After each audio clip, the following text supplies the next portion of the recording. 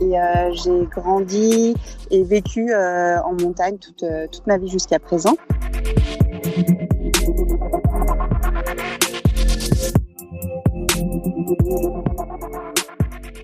Salut les sportifs, c'est Hermano. Je suis très heureux de vous recevoir pour l'ouverture de ce 19e casier des vestiaires. Alors déjà, je tiens à m'excuser platement pour cette absence pendant plusieurs semaines. Cette absence a été justifiée, pour ainsi dire, par la naissance de mon 4e enfant. Donc pour ceux qui sont déjà parents, vous devez savoir à quel point ça peut être parfois compliqué de gérer le personnel, le professionnel, les loisirs, le sport et en l'occurrence en plus les podcasts. Donc je suis vraiment extrêmement content de reprendre la route vers une publication régulière de mes épisodes. Vous l'entendrez, dans l'épisode d'aujourd'hui, j'ai reçu une athlète comme toujours exceptionnelle. Cet épisode a été enregistré pendant le confinement, oui, parce que encore pendant quelques épisodes à venir, j'ai beaucoup travaillé pour vous et pour moi aussi, puisqu'il ne faut pas se le cacher, ces épisodes sont aussi une façon de m'auto-coacher, d'en apprendre plus sur ces grandes sportives et ces grands sportifs, peut-être aussi de leur venir en aide. Avec tous ces épisodes que je réalise pour vous, j'ai beaucoup travaillé pendant la période de confinement. J'ai enregistré beaucoup d'épisodes que je suis en train de vous diffuser au compte-gouttes et en plus, quand on prend un petit peu de retard, comme c'est le cas ces derniers temps. Donc, j'ai enregistré ce 19e épisode avec Liv Sansoz, une ancienne alpiniste qui s'est reconvertie dans le parapente, dans tous ces sports proche de la montagne. C'est une femme exceptionnelle qui vit proche de la nature, qui vit pour la nature et qui a profité également de cette période de confinement pour se recentrer un petit peu sur elle-même, sur sa famille et sur ses objectifs de vie un petit peu. Elle va nous en dire beaucoup sur elle, sur sa carrière, sur ses plus de 25 ans de carrière en tant que sportive de haut niveau, les difficultés qu'elle a parfois rencontrées, mais surtout les bons moments aussi qu'elle a partagés. Juste avant de vous laisser écouter cet entretien, comme d'habitude, je vais vous faire un appel.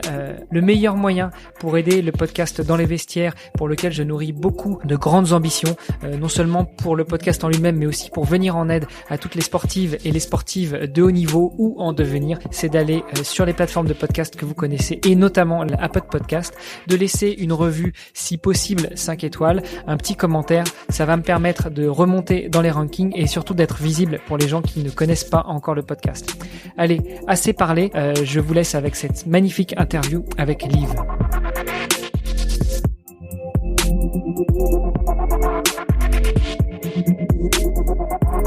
Salut les sportifs, c'est Hermano. Vous êtes sur le podcast Dans les vestiaires et encore une fois, je suis très heureux de vous recevoir avec une superbe invitée.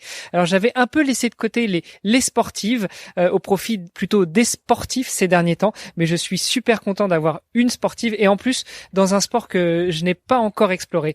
Alors Liv, je te propose de te laisser le micro pour te présenter, pour nous dire qui tu es, ce que tu fais dans la vie et ce que tu fais dans le sport. Donc je m'appelle Liv Sansoz, je suis née en Savoie à Bourg-Saint-Maurice-les-Arcs et j'ai grandi et vécu en montagne toute ma vie jusqu'à présent. Toute petite, j'ai commencé à faire du ski et mes parents m'ont transmis un peu leur passion pour la montagne, mais une passion plutôt contemplative qu'une passion de performance. À l'âge de 14 ans, j'ai eu envie d'essayer un sport qui s'appelle l'escalade. Mes parents sont pas du tout grimpeurs, mais j'avais envie de grimper, j'avais envie d'essayer l'escalade et j'ai découvert ce sport qui m'a tout de suite plu. Et très rapidement, je suis tombée amoureuse de l'escalade et quelques années plus tard, j'étais en équipe de France d'escalade. Et quelques années plus tard, je suis devenue championne du monde une première fois, puis une deuxième fois et j'ai remporté un certain nombre de coupes du monde et un certain nombre de compétitions internationales. Aujourd'hui, j'ai 43 ans, j'habite Chamonix et je suis un peu revenue à ma passion première, on va dire, qui est la montagne et je me suis beaucoup plus tournée vers l'alpinisme, vers le ski de montagne et aussi le parapente. Une sportive accomplie avec plusieurs cordes à son arc. Oui, je suis passée d'un mode Formule 1. Quand on fait de la compétition de haut niveau, qu'on est un ou une des meilleures de sa discipline, on est un peu comme des Formule 1 en fait, et on est complètement dédié à ça. Et c'est vrai qu'aujourd'hui, je suis beaucoup plus multisport, donc je grimpe vraiment moins bien, mais par contre, je fais beaucoup plus de choses. Bon, mais tu restes en contact avec la montagne et avec la nature. Oui, je suis quasiment tous les jours en montagne et c'est juste mon niveau en escalade qui est moins bon qu'avant, mais c'est normal. Bon, je te rassure, en tout cas, il doit être bien meilleur que le mien et bien meilleur que certains de nos auditeurs. Bon, bah du coup, c'est vrai que t'as un petit peu le paysage parfait pour pouvoir t'entraîner. Moi, j'ai quelques amis au Luxembourg et notamment quelqu'un qui a déjà un peu plus de la cinquantaine passée, qui était champion junior de Belgique d'escalade. Il n'avait pas forcément le même terrain que toi. Ah, c'est sûr que on est quand même très chanceux. Déjà, je suis très chanceuse d'être née en montagne et d'avoir découvert, d'avoir baigné dans cet environnement. Et après, en France, d'une façon générale, on a énormément de belles falaises. Vraiment, on a un très beau terrain de jeu, des gorges du Verdon au Calanque, en passant par les parois granitiques de Chamonix. On a vraiment un choix qui est incroyable dans un faible rayon. Dans un faible périmètre en fait. Ouais, puis c'est vrai que des montagnes en France, il y en a partout, quoi. Des Pyrénées jusque dans les Ardennes, il y a un petit peu de la montagne partout. Bon, pas forcément de la même qualité, mais il y en a partout. Oui, et on a beaucoup de terrains montagneux, c'est sûr. Bon, revenons un petit peu à toi. Donc tu nous as dit, tu as découvert un petit peu le sport assez jeune, mais principalement vers 14-15 ans. Qu'est-ce qui t'a amené justement dans ce sport et quel a été le déclic qui t'a poussé vers le sport de haut niveau?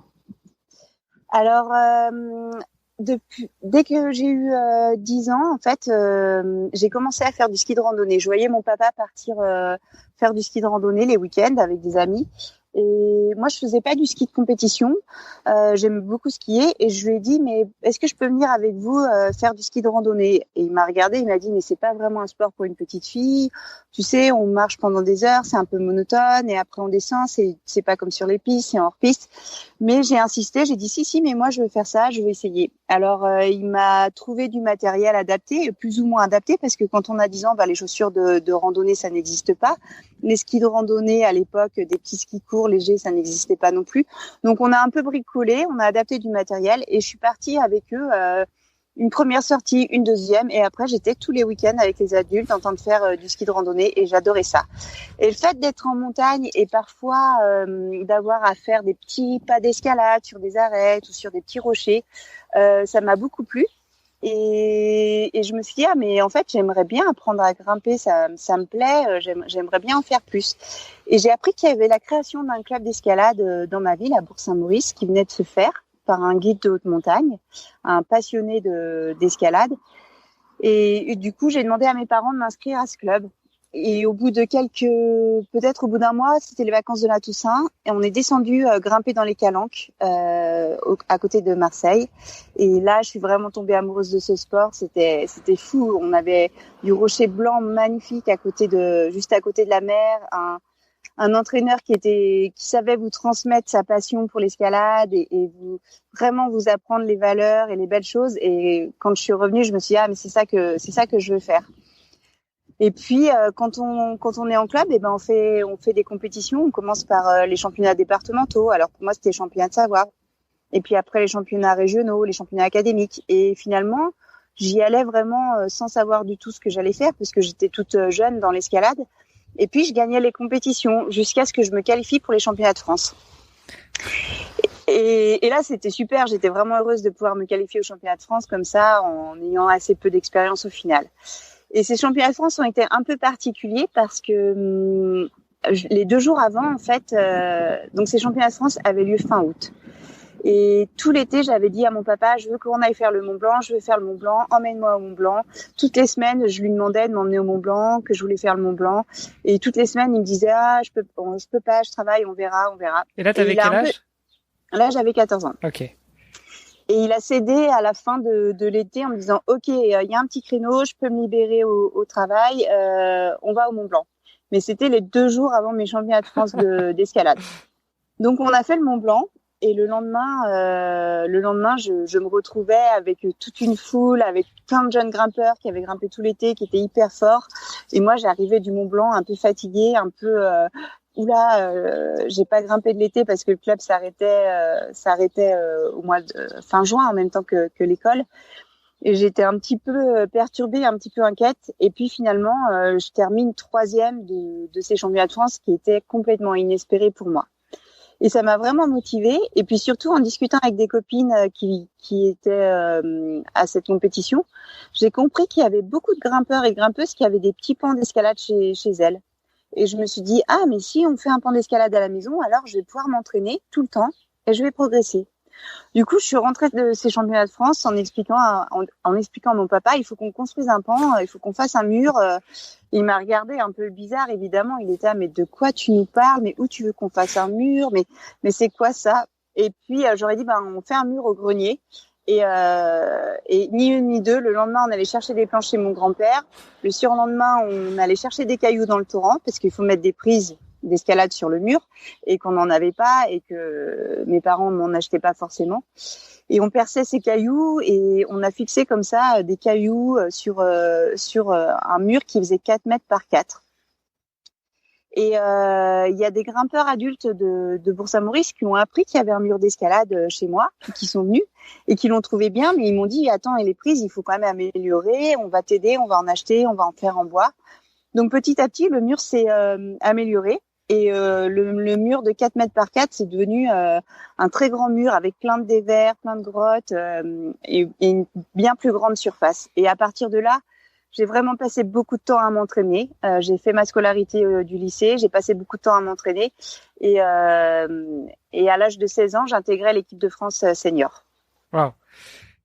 Super belle histoire où encore une fois on voit quand même que c'est alors déjà il y a la résilience du sportif qui ne lâche jamais rien, qui continue tout le temps à s'entraîner, et puis c'est quand même une histoire d'homme aussi. Tu l'as dit, c'est un entraîneur qui à la base t'a donné l'envie de grimper, de l'alpinisme, de l'escalade, et puis après c'était tes amis du club qui sont passés te voir au mur, qui t'ont aidé à l'améliorer. Tout ça c'est une histoire c'est une histoire humaine. Complètement. J'aurais pas eu Picou comme entraîneur, les choses se seraient passées différemment. Il y aurait pas eu cette émulation et cette dynamique avec les adultes du club, ça se serait passé différemment. Et c'est vrai que derrière quelque part entre guillemets ma carrière, il y a une belle histoire humaine et un athlète est souvent très seul, mais il se construit aussi bien accompagné. Ouais. C'est clair. Alors justement, on parle d'athlète. Tu nous as dit que tu as fait ta scolarité du lycée tout en continuant à t'entraîner, à grimper un petit peu chez toi, sur ton mur, amélioré, extraordinaire grâce à l'aide de tes amis du club. Quand tu as intégré l'équipe de France, comment ça se passait? Tu restais chez toi, enfin tu restais vivre chez tes parents et t'allais en équipe, t'allais t'entraîner avec les gens de l'équipe de France, ou tu as intégré une structure avec internat? Alors, en fait, c'est plutôt la première chose qui s'est passée. Je suis restée dans ma région à m'entraîner sur mon mur d'escalade et on avait des entraînements avec l'équipe de France 1 à 2 fois par an. Donc, j'allais. C'est tout, pas plus. Pas plus, parce qu'au début, l'escalade n'était pas très structurée.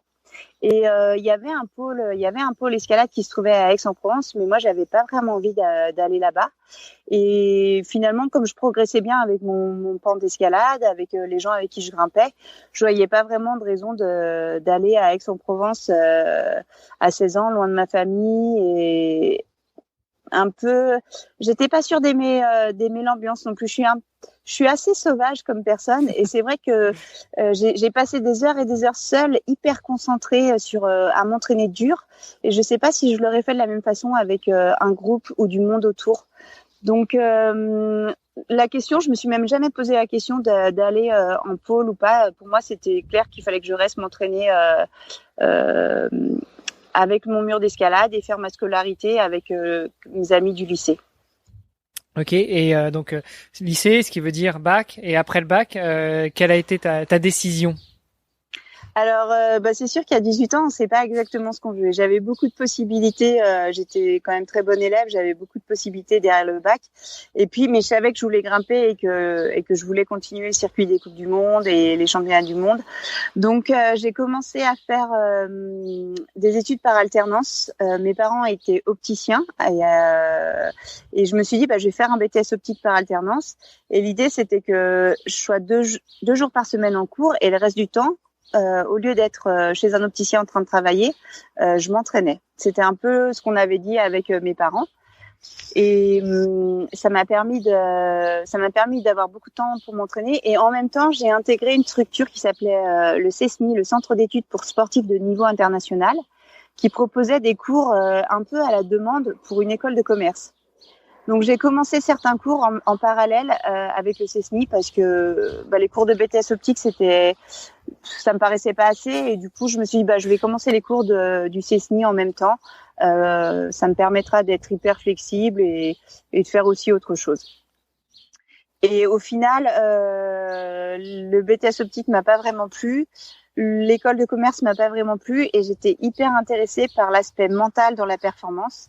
Donc j'ai fini par faire un master recherche en modélisation cognitive et cognition sociale, mais surtout d'aller à l'INSEP à Paris, où j'ai été formée dans l'unité d'aide à la performance aux côtés d'une personne hyper pointue là-dedans.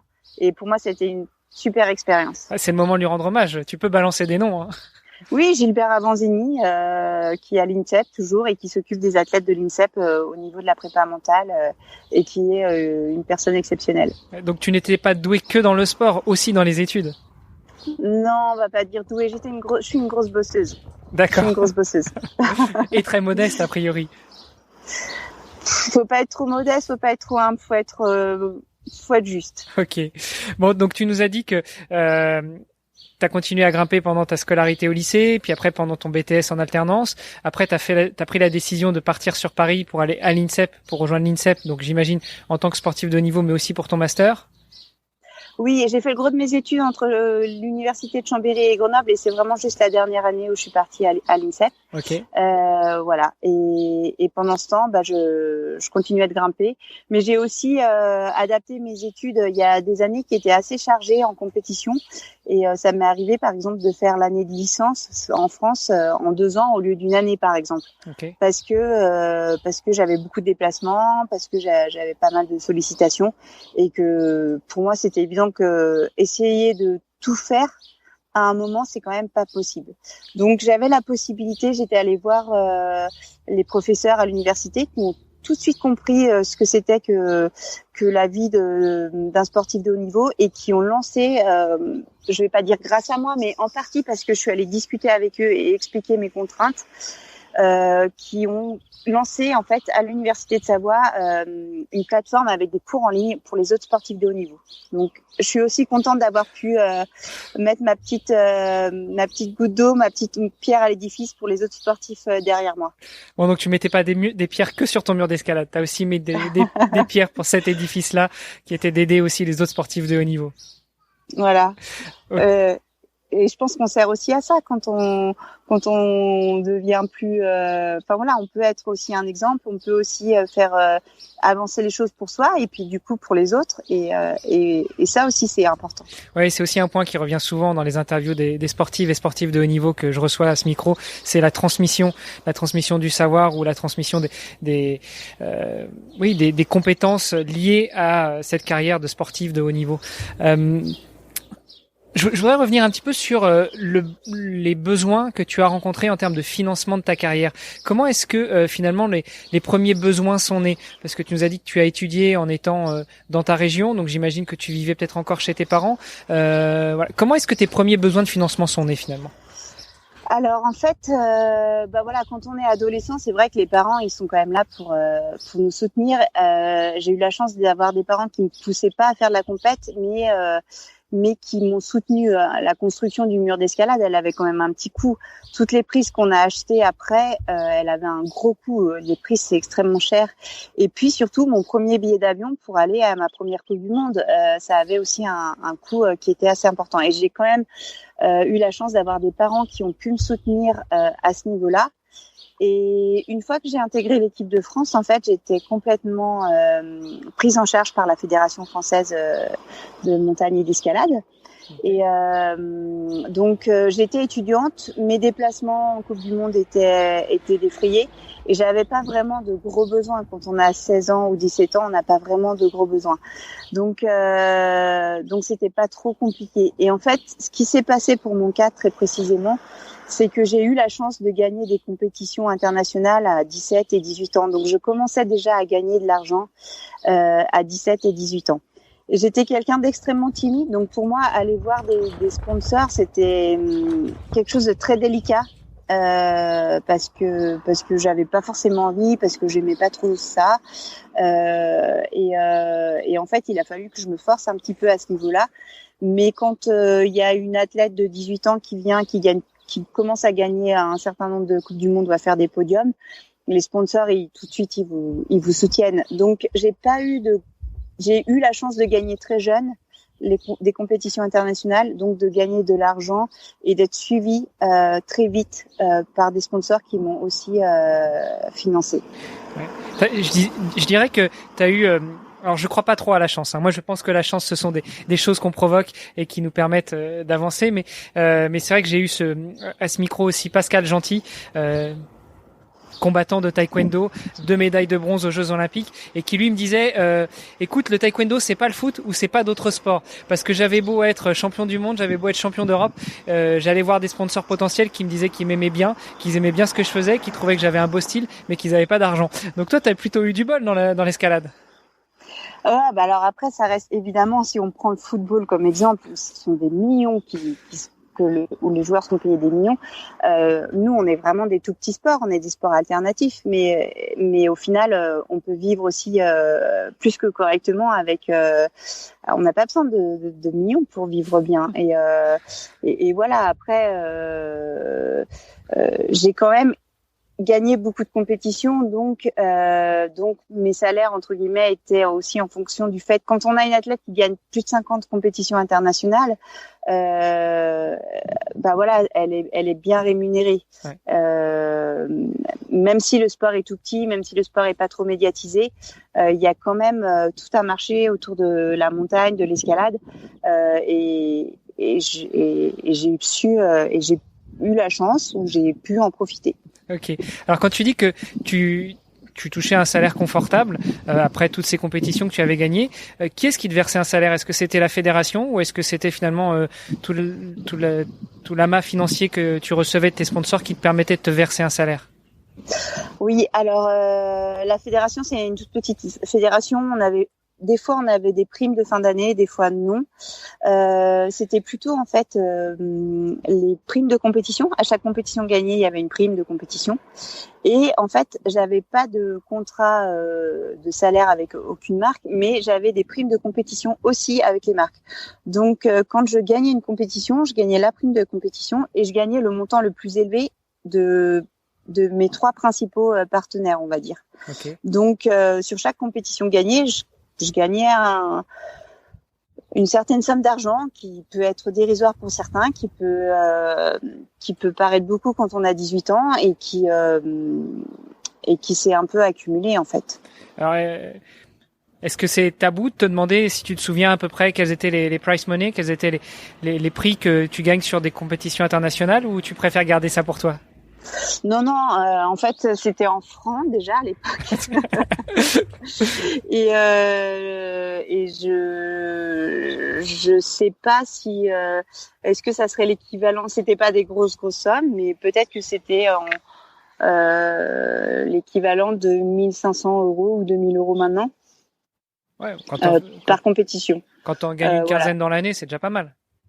Oui, après, voilà, il faut effectivement gagner. En fait, ce qu'il faut savoir, c'est que c'est pour ça que j'ai dit j'ai eu de la chance, parce que j'ai gagné énormément de compétitions. J'aurais fait souvent 3e, j'aurais pas tenu le même discours en fait, parce que une 3e place était déjà nettement moins bien payée et les choses étaient beaucoup plus dures pour quelqu'un qui faisait 3 ou 5 mondiales.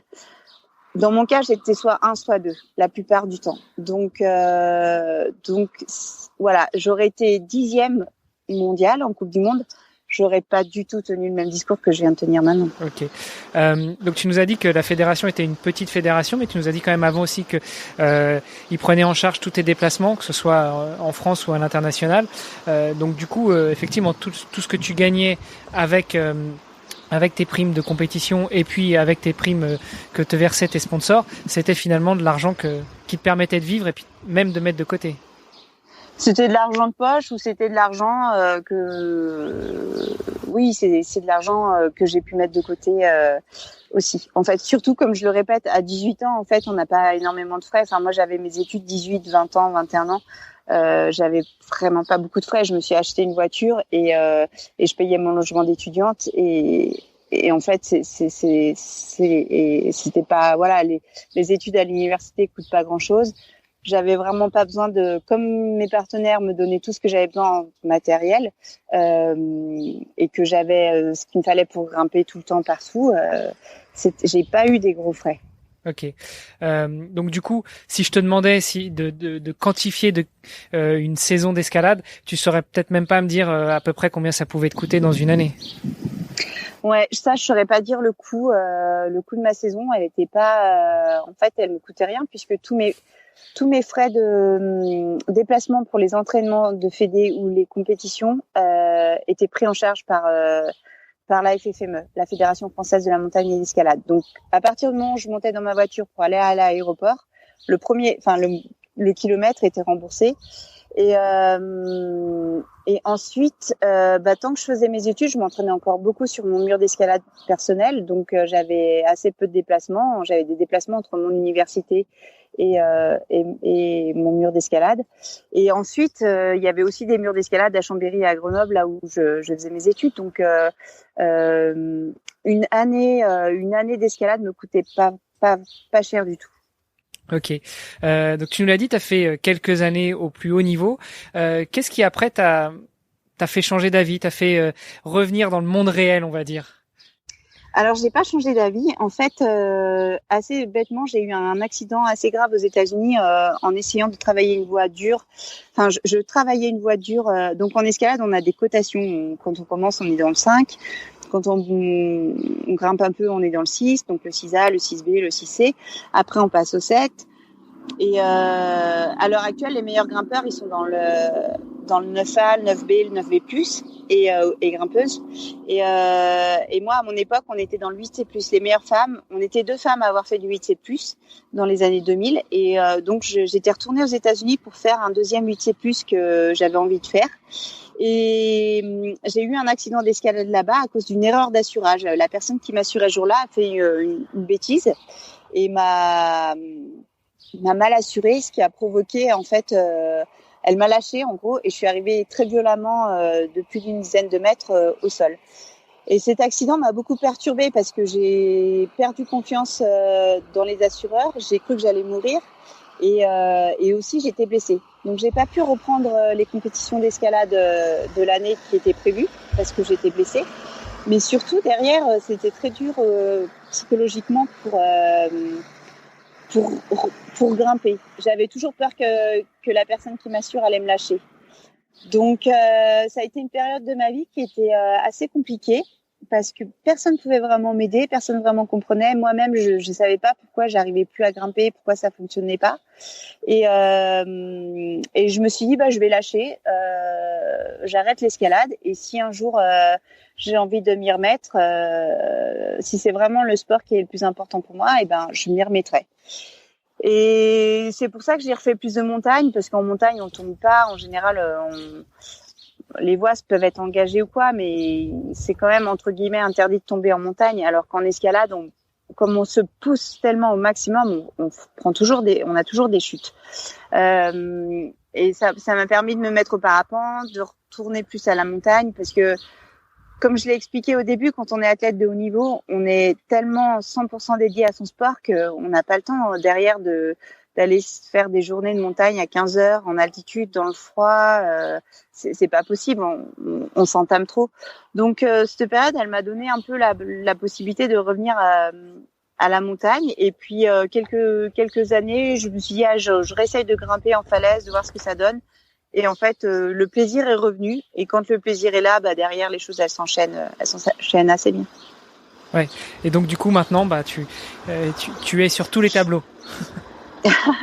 Oui, plus ou moins. Mais à l'heure actuelle, je vis toujours du sponsoring. J'ai toujours des marques qui me soutiennent, notamment Salomon et Petzl, qui est mon partenaire. Ça fait 26 ou 27 ans que je travaille avec Petzl maintenant. Et voilà, j'ai la chance de pouvoir vivre de ma passion toujours à l'heure actuelle. Et de faire les choses que j'aime en étant correctement soutenue. Alors cette fois-ci, j'imagine que là, on parle d'un montant mensuel ou annuel qu'ils te versent et plus uniquement des primes de résultats. Voilà, exactement. Là, les formules ont changé parce que ça s'est adapté à la personne que je suis devenue, au sport que je fais. Et le sport de haut niveau a vraiment beaucoup changé avec les réseaux sociaux quand même. Il faut se rendre compte que quand moi je faisais de la compétition, il fallait être le ou la meilleure, sinon on n'existait pas. Et maintenant, en fait, les réseaux sociaux, ça a vraiment changé la donne où on n'est plus obligé d'être des grands performeurs pour quand même pouvoir pour pouvoir raconter des histoires, pour pouvoir inspirer d'autres personnes, donner envie à d'autres personnes de faire la même chose que nous. Je trouve que ces réseaux sociaux, ça a complètement changé la donne au niveau sportif. Alors bien sûr, le champion du olympique du 100 mètres, le champion olympique du marathon et le champion olympique de descente ou la championne, parce qu'il n'y a pas que des hommes dans le sport, on sait très bien qui c'est. Mais à côté de ça, il y a quand même plein de entre guillemets athlètes qui peuvent vivre sans être des vrais athlètes au sens. Pour moi, la connotation athlète, ça vient d'athlétisme. C'est quand même des gens qui s'entraînent dur, de façon très pointue, de façon très rigoureuse pour un sport de haut niveau. Et maintenant, on voit quand même de nombreux athlètes entre guillemets, qui apparaissent sur les réseaux sociaux et qui peuvent vivre un peu de leur passion sans être le ou la meilleure, ce qui n'était pas le cas il y a 20 ans. Oui, qui sont plus des influenceurs que véritablement des sportifs de très haut niveau, ou qui sont des sportifs de très haut niveau, mais qui ne sont pas parmi les meilleurs performeurs du monde. Voilà, oui, les deux. Et quand je dis ça, c'est pas ni en jugement c'est juste une évolution. Oui.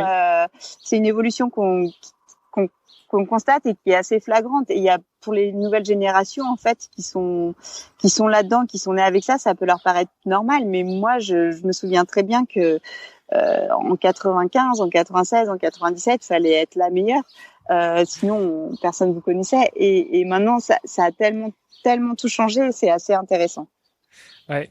Et j'imagine que ça doit peser aussi dans les relations avec les sponsors, les partenaires. Alors, certains sportifs que j'ai eu à ce micro me disaient que effectivement le nombre, la communauté, la réactivité de la communauté, l'engagement de la communauté joue beaucoup dans la négociation avec les sponsors / partenaires. J'entends plus sponsors, ceux qui vont t'apporter un soutien financier, et partenaires, ceux qui vont t'apporter plutôt des dotations produits ou des dotations services.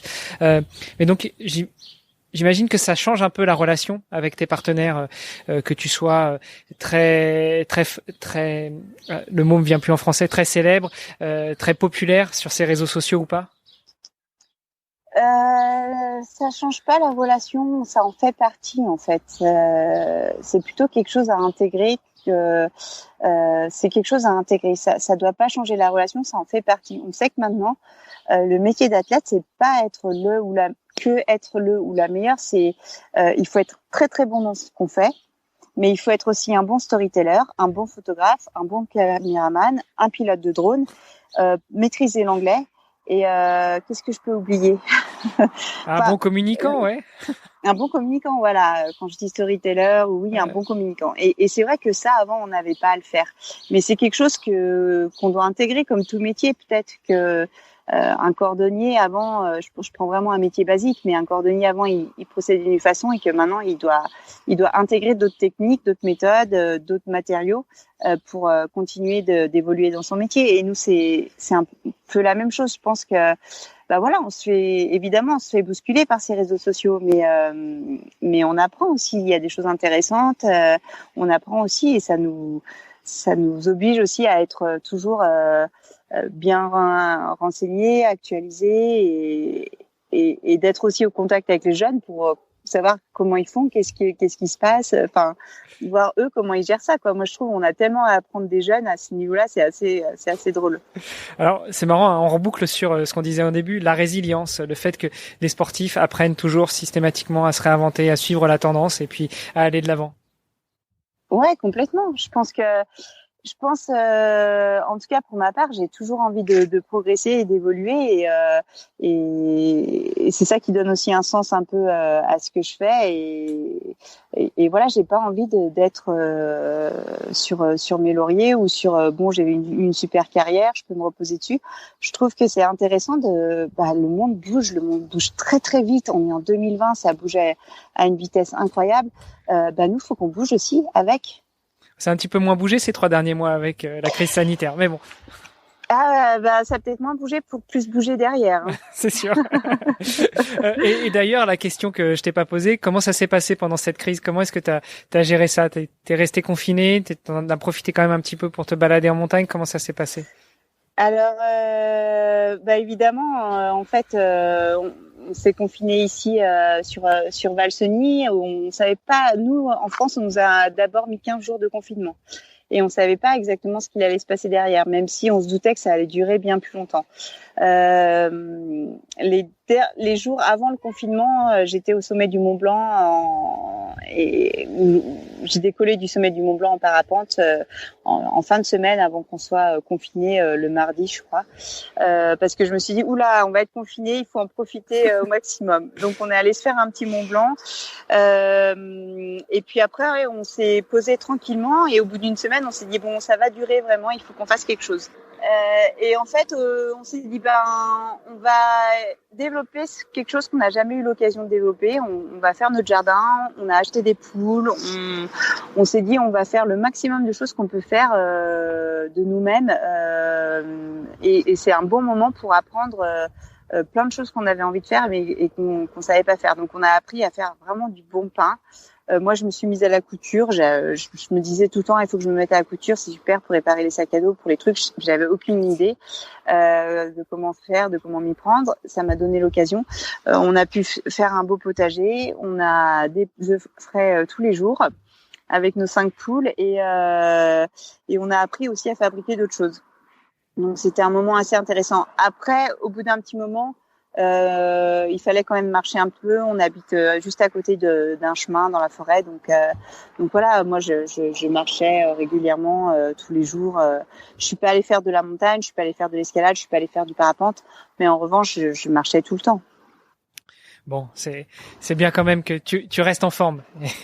Oui, c'est important. Ouais. Non, et puis même pour quand on est habitué à bouger tout le temps mentalement,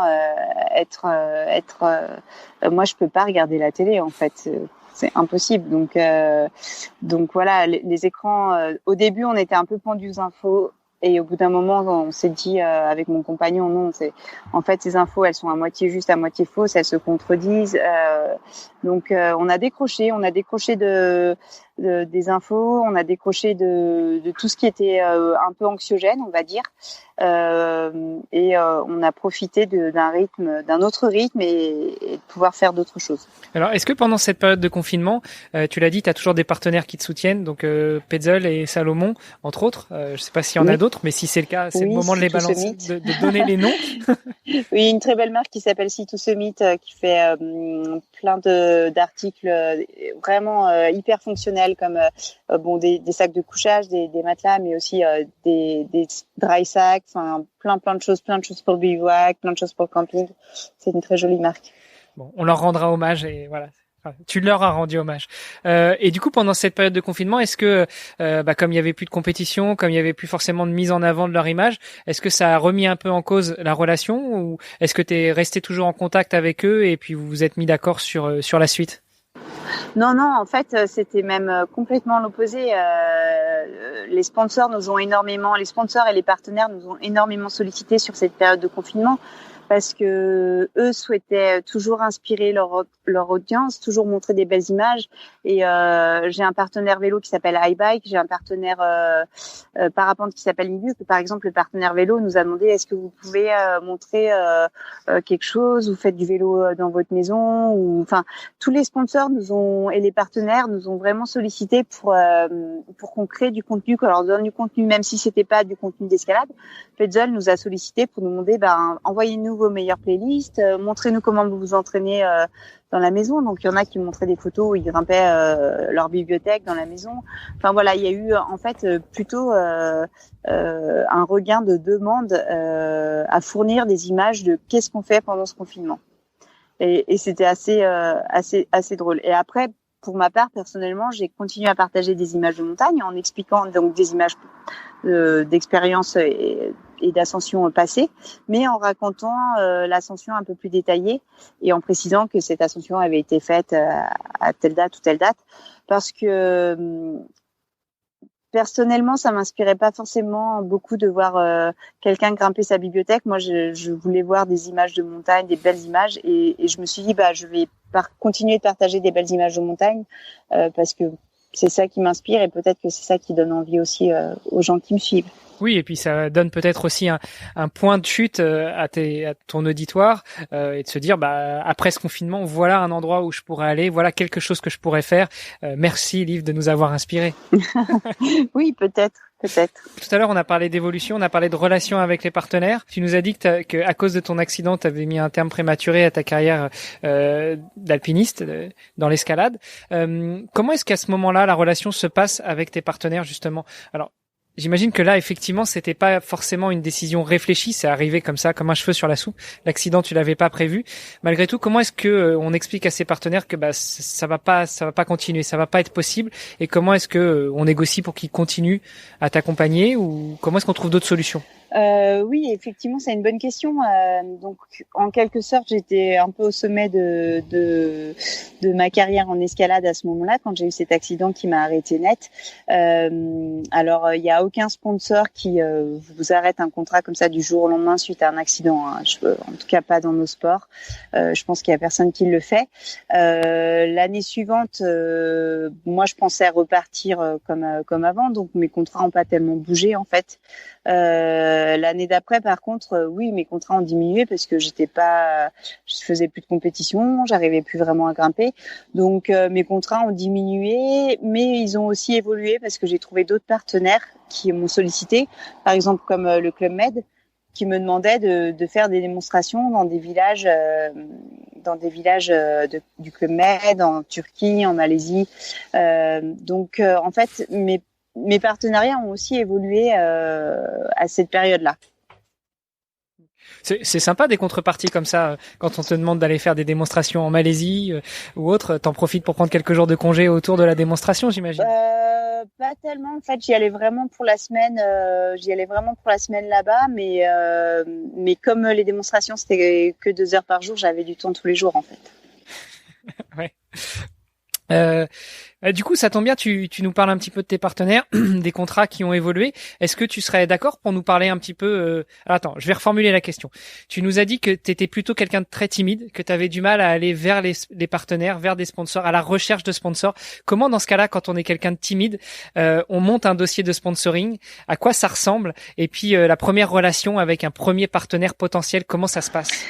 Alors je pense vraiment honnêtement que à 16 ans en fait mes parents m'ont un peu aidé à monter le dossier de sponsoring qui était très très simple à l'époque voilà, et on n'avait pas du PowerPoint, c'était vraiment du document tout simple avec peut-être même pas de photos. 95, 96, ouais, c'était 94, encore imprimé à l'imprimante. 93, voilà, c'était ça, hein, imprimé à l'imprimante. 93. Mes premiers partenaires qui m'ont donné du matériel, et puis en fait très rapidement, comme ça s'est fait un peu naturellement, comme j'ai commencé à être sur les podiums, on m'a proposé des contrats plus intéressants. C'est pas vraiment moi qui ai eu à faire la demande, c'est venu un peu dans la logique des choses, et ça aussi ça m'a beaucoup aidé. Ensuite, quand j'ai voulu en fait trouver d'autres partenaires, par exemple plus tard, déjà j'avais plus de métiers derrière moi. Donc oui, les dossiers étaient plus aboutis, les projets plus précis aussi. Mais c'est plus facile parce qu'on a plus de maturité. Je pense que c'est très dur de se vendre entre guillemets quand on a 16 ans ou 17 ans, ou même 18 ou même 19, et que quand on a plus de maturité, plus d'années derrière soi, c'est plus de résultats. C'est plus facile. Après, j'ai quand même la chance d'avoir évolué dans un petit milieu où tout le monde me connaissait et les gens me font confiance. Ils savent que je suis une personne sur laquelle on peut compter, une personne sûre, une personne qui est assez pro dans ce qu'elle fait. Donc ça m'aide aussi, ça m'a aidé et ça m'aide encore aujourd'hui pour démarcher de nouvelles personnes et renégocier mes contrats. Oui, parce que la renégociation, le démarchage des contrats s'arrête jamais. Voilà, il y a des contrats qui durent 1 an, il y a des contrats qui durent 2 ans, il y a des contrats qui durent 3 ans. Donc en fait, quand on arrive en fin de contrat, il faut parler de la suite, des projets, de où on va, qu'est-ce qu'on fait, comment on voit les choses. Et c'est vrai que chaque année, quasiment, il y a au moins une renégociation de contrat, si ce n'est pas plusieurs. Donc voilà, la plupart du temps, ça se fait assez facilement. Il y a d'autres fois, peut-être qu'il faut plus s'accrocher, plus négocier. Alors, comment ça se passe justement cette négo? Si tu veux nous en parler, hein, bien sûr. Puis si tu veux pas, c'est pas grave, on coupera la question au montage. Mais comment ça se passe une telle négo? Qu'est-ce que tu peux mettre en avant? Qu'est-ce que tu peux proposer en échange? Ou est-ce que parfois c'est les marques qui viennent vers toi, enfin les sponsors qui viennent vers toi en te demandant quelque chose en échange, et après la négo s'arrange là-dessus? Alors en fait, je parle de négo, mais j'ai rarement eu trop à négocier parce qu'en général, on est en phase. Les marques, elles savent ce que je veux faire. Je leur en ai parlé avant. Elles me font des propositions budgétisées qui correspondent à ce que j'avais en tête. Donc il n'y a pas. J'ai un parcours assez facile, entre guillemets, contrairement à certains athlètes. J'ai un parcours assez facile au niveau de tout ce qui est sponsoring et voilà. Je sais que ça peut être beaucoup plus dur pour d'autres athlètes, mais j'ai la chance d'avoir des partenaires où les personnes avec lesquelles je traite au niveau relationnel sont des personnes qui respectent énormément les athlètes. Il y a un vrai relationnel et parfois même des amitiés qui sont créées parce que on est quand même dans un petit milieu avec des valeurs humaines qui sont importantes. Hein. En montagne, on parle d'esprit de cordée. Donc tant que moi je fais je suis pro dans ce que je fais et que les marques sont contentes et que je reviens toujours avec des nouveaux projets, les contrats sont faciles à faire évoluer et à continuer de travailler ensemble. Ok. J'aimerais qu'on parle aussi d'un aspect. Alors encore une fois, si tu veux pas en parler, il y a pas de problème. C'est l'aspect couverture sociale, préparation de la retraite. Comment ça se passe quand on est sportif de haut niveau? Je sais qu'en 2012, il y a eu un projet. En 2012, il y a eu un projet de loi qui a été voté et qui a permis aux athlètes ayant le statut de sportif de haut niveau de disposer d'une couverture sociale et de disposer d'une couverture retraite. Est-ce que toi, tu en as? Du coup, toi, t'en as pas forcément bénéficié avant. Quel mécanisme t'avais mis en place pour préparer déjà la suite? Alors, ça dépend vraiment de la structure. Ça dépend des structures qu'on a en France, mais la couverture sociale, on l'a avec soit si on crée une entreprise, soit, voilà, il y a dans nos statuts, en fait, on bénéficie de la couverture sociale. Après, c'est à chacun de se dire, je prends une complémentaire ou ma santé ou quoi. Et par contre, la retraite, c'est un peu compliqué. Et en plus, moi, quand j'ai eu quand même une période de grand flottement avec ma blessure et les contrats qui ont diminué de petit à petit, c'était pas... pour ça sera un point difficile pour moi dans la suite, c'est évident. En fait, il faut voir que le métier d'athlète, c'est quand même un métier qui est très précaire. Je dis que quand j'ai eu 18-19 ans, j'avais des bons contrats et c'est vrai que ça a duré tout le temps que je faisais de la compétition. Derrière, les contrats ont quand même diminué et on est dans des dans des situations beaucoup plus précaires, parce que aussi on est dans des petits sports où il n'y a pas des gros moyens. Donc la question de la retraite, c'est une vraie question, et quasiment faut presque arriver plutôt à mettre de l'argent de côté et à essayer d'investir plutôt que de compter sur une retraite qu'on n'est pas vraiment sûr comment on va la toucher. Ok. Bon, donc voilà, s'il y a des jeunes qui nous écoutent et que vous voulez vous diriger vers une carrière de sportive ou sportif de haut niveau, pensez à mettre de côté. Il faut pas flamber l'argent comme ça. Bon. Et encore une fois, on est dans des petits sports. Je me dis mince, peut-être que les gens là ils croient qu'on gagne des milliers et des cents, ce qui est pas forcément le cas. Mais c'est aussi parce qu'on vit très simplement et que voilà,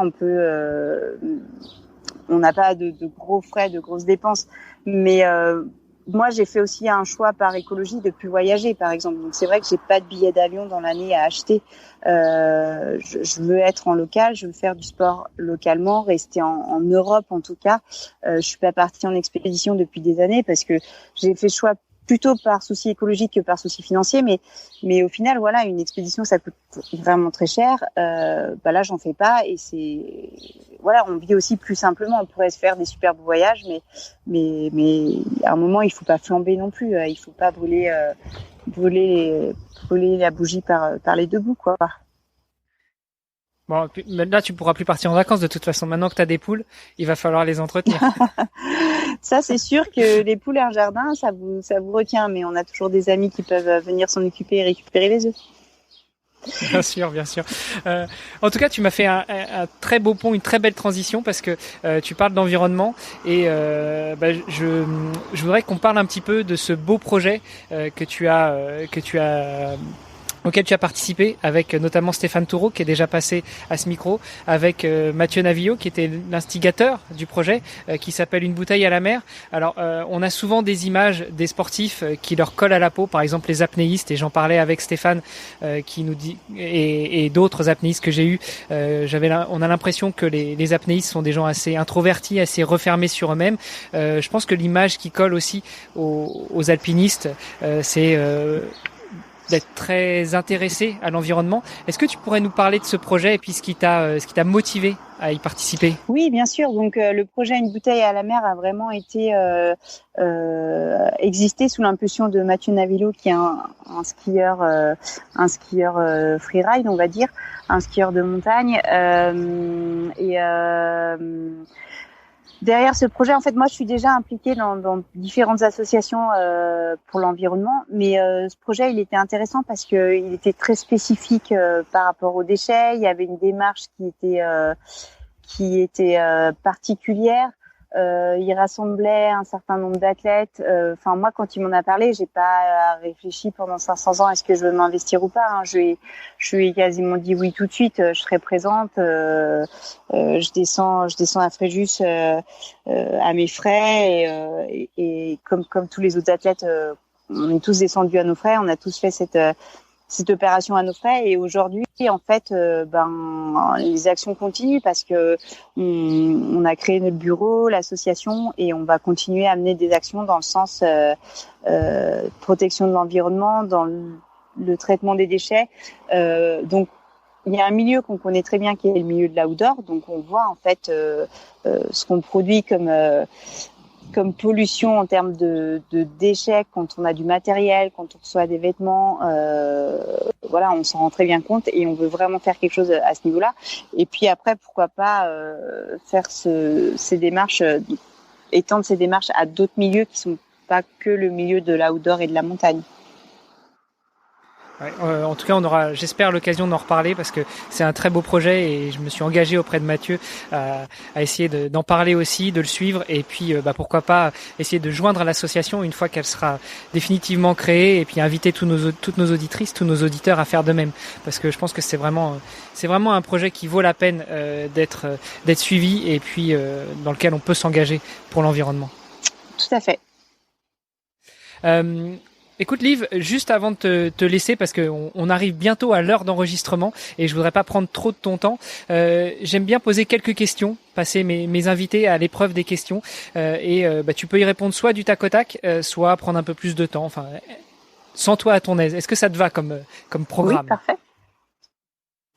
Alors la première question que j'aime vraiment poser à chaque fois, c'est si tu pouvais te transformer en une toute petite Liv et remonter le temps et te parler à l'oreille de la Liv de 10, 12 ans qui découvre un petit peu la montagne, l'alpinisme, qu'est-ce que tu te dirais? Fais-toi confiance.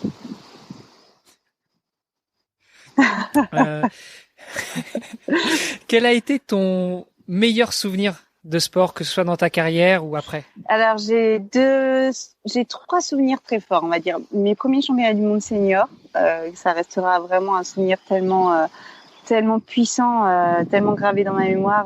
Voilà, ça a été un moment incroyable pour moi.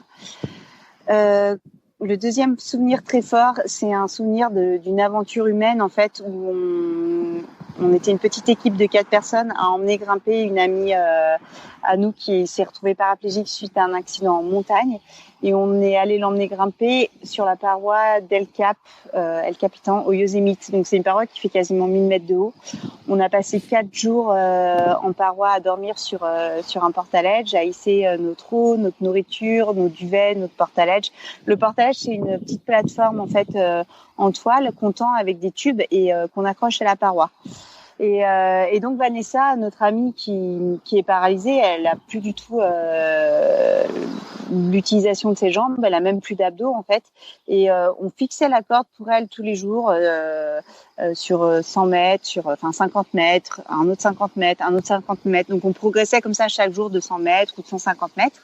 Et elle se tractait, elle avait comme un guidon de vélo en quelque sorte avec un système de démultiplication du poids et elle se tractait sur ses cordes pour monter de 50 mètres.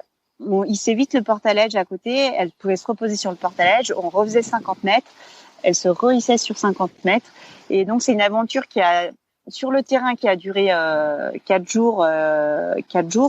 Dans la vie qui a duré 2 ans parce qu'on l'a préparé ce projet. Voilà, il a fallu préparer, il a fallu s'entraîner, il a fallu essayer le matériel, voir comment ça marchait, comment est-ce que on fait évoluer. En fait, quand une personne valide, elle est déjà en big wall, elle dort en portaledge, c'est déjà assez compliqué comme ça. Mais quand c'est une personne qui est paraplégique, ça rajoute tellement de paramètres et de complexité qu'il fallait qu'on teste vraiment tout, qu'on expérimente plein de situations possibles pour que le jour où on parte aux États-Unis avec elle, on soit à peu près prêt à répondre à tous les cas de figure. Donc ça a été quand même une expérience vraiment très forte, assez incroyable et qui nous a tous un peu pas déroutés, mais qui était pas facile, mais qui était extrêmement riche au niveau humain et pour ça c'était vraiment un excellent souvenir. Et enfin quand j'ai pu terminer l'ascension des 82 4000 des Alpes, ça a été encore un moment très fort quand je me suis retrouvée au sommet du Mont Blanc qui était mon dernier sommet et à pouvoir redescendre en parapente. Voilà, j'ai trouvé que c'était aussi quelque chose c'était la fin du projet, c'était un aboutissement, la satisfaction de finir, la joie d'être au sommet du Mont Blanc et de redescendre en parapente. Il y avait plein de choses qui étaient très belles avec ce projet et voilà, la fin de ce projet a signé une très très belle aventure humaine, sportive, à plein de niveaux. Wow. Tu vois, on reboucle encore sur ce qu'on disait tout à l'heure, non seulement la résilience, mais aussi l'aventure humaine, l'humain au centre de tout ça. Complètement. Mais encore une fois, en fait, un sportif fait beaucoup de choses seul, mais il a aussi besoin d'être extrêmement bien entouré. Je suis tout à fait d'accord avec toi. Une autre petite question, quel a été au contraire ton pire souvenir de sport ? Mon accident d'escalade en 2001, clairement, c'était un moment très dur parce que c'était pas un moment que j'avais pu prévoir, anticiper.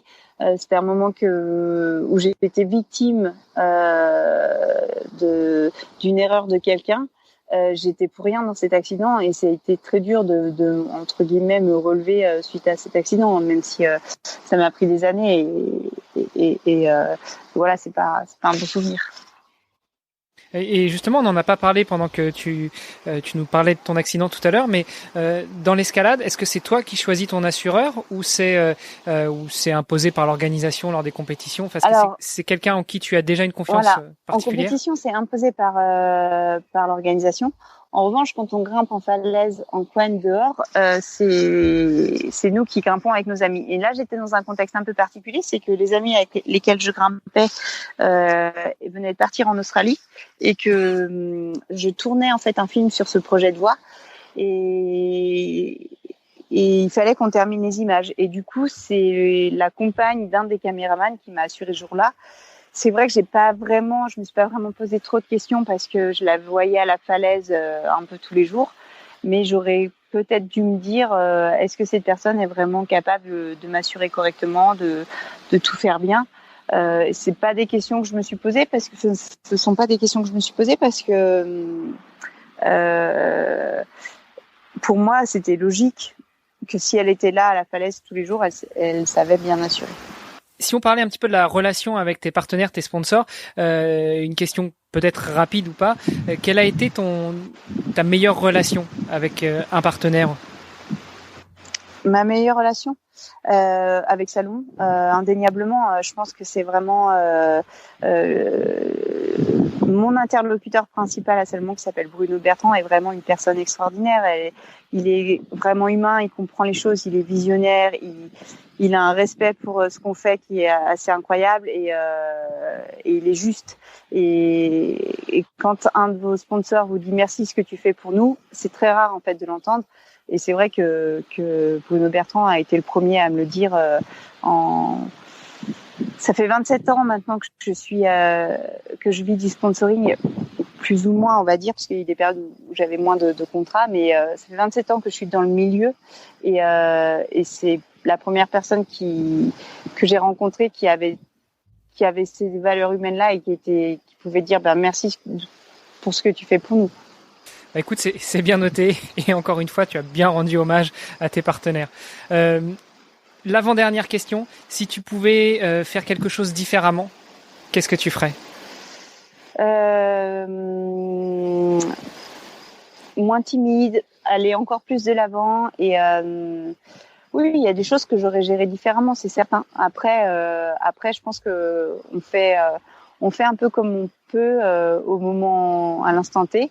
Et on apprend de ses erreurs. Donc voilà, je pense que quand on est jeune, il y a des choses qui sont pas faciles à faire et que quand on est un peu plus âgé, qu'on a un peu plus de recul, on sait que ces choses sont pas faciles pour nous à les faire, mais qu'on va quand même les faire et qu'on va les faire bien. Donc voilà, ça aurait été chouette d'avoir ce discours-là à 20 ans, mais c'est déjà bien de l'avoir à 40. Ouais, c'est clair, c'est déjà bien de savoir regarder en arrière et puis de se dire ce qu'on pourrait faire autrement, et peut-être que c'est quelque chose que tu pourras enseigner à d'autres, transmettre à d'autres. Espérons-le. Allez, juste avant de te laisser partir, ma dernière question, c'est simplement s'il y avait une sportive ou un sportif que tu aimerais entendre à ce micro, est-ce que tu pourrais nous donner quelques noms? Martin Fourcade. Ouais, c'est un beau challenge et j'aimerais bien l'avoir aussi, mais c'est très difficile de le contacter. Alors, Marion Aerty en snowboard freeride. Ok, bah écoute, c'est noté, je relève le défi. Très bien. Super. Merci beaucoup, Liv, pour ton temps, pour tout ce partage, pour cette gentillesse aussi derrière le micro. Je pense que nos auditrices et nos auditeurs l'ont bien senti. Et puis, je te souhaite bonne continuation, bon vent peut-être. C'est ce qu'on dit quand même en montagne. Bien sûr, exactement. Merci beaucoup à toi, Hermano. Bonne suite aussi. Merci. Au revoir. Si vous êtes encore là, eh bien c'est que j'imagine vous avez apprécié cet épisode. Alors surtout, n'oubliez pas de me laisser un petit commentaire sur les show notes de l'épisode sur vestiaire.org/019, à me laisser aussi un commentaire sur Apple Podcast ou à engager la conversation avec moi sur les différents réseaux sociaux. Vous tapez Vestiaire Podcast et vous allez trouver tous les comptes Facebook, sur Twitter, sur Instagram, sur LinkedIn.